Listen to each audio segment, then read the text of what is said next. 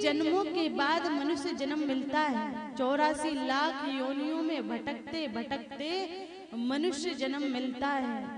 पर अगर एक बार क्या होता है कि किसी अंधे व्यक्ति को एक जिसमें लाइट नहीं है ऐसे कमरे में छोड़ दिया जाता है, और जब उस कमरे में छोड़ दिया जाता है और उससे कहा जाता है इस कमरे में एक ही दरवाजा है और इस दरवाजे से तुझे बाहर जाना है। अब वो व्यक्ति क्या करेगा, क्योंकि अंधा है तो उसकी स्पर्श शक्ति जो है वो जागृत है, तो वो दीवार को पकड़ेगा, पकड़ पकड़ के घूम के आएगा और दीवार की स्पर्श से उसे पता चल सकता है कि यहाँ दरवाजा है, यहाँ से मैं बाहर चला जाऊं। परंतु जब वो अंधा व्यक्ति दीवार को पकड़ना शुरू करता है, पकड़ते पकड़ते आता है, चारों तरफा घूम जाता है, परंतु जैसे ही दरवाजा आता है और दरवाजे में आकर उसको क्या होता है, सिर में खुजली चलने लगती है, तो वो उस दीवार से तो हाथ हटा लेता है और हटाकर क्या करता है, अपने सिर को खुजाने लगता है और उतनी देर में 2 कदम रखता है, 2 कदम में वो दरवाजा जो है वो निकल जाता है। फिर वापस से दीवार पकड़ता है और वापस से घूमता रहता है। इसका तात्पर्य क्या है, तो कहा वो जीव कोई और नहीं, वो अंधा व्यक्ति कोई और नहीं, वो अंधे व्यक्ति हम हैं। 84 लाख योनियों में भटकते भटकते आए और जैसे ही मनुष्य शरीर आया,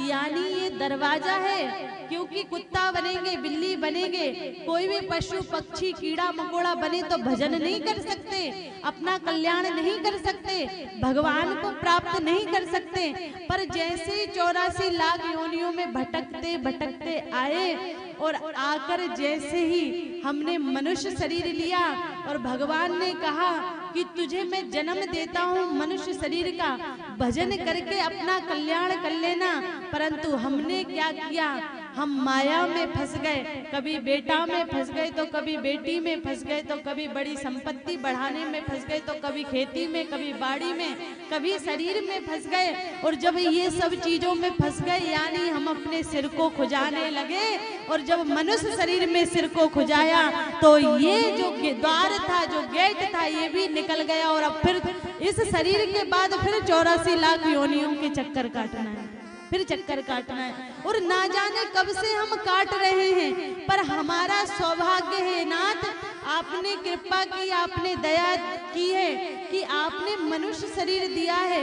और ये हमारे कल्याण का मार्ग है, इसमें हम अपना कल्याण कर लेंगे।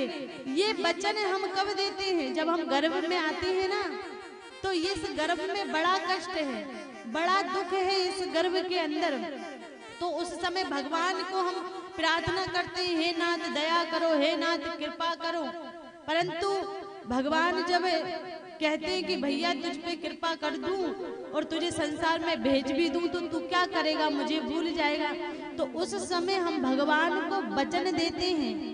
हे नाथ आप मनुष्य शरीर दे रहे हैं, मैं आपको वचन देता हूँ कि इतना भजन करूंगा, इतना भजन करूंगा कि अब जन्म लिया है, अब दोबारा कभी जन्म नहीं लूंगा, कभी इस गर्भ का नरक नहीं भोगूंगा। पर जैसे ही हमने जन्म लिया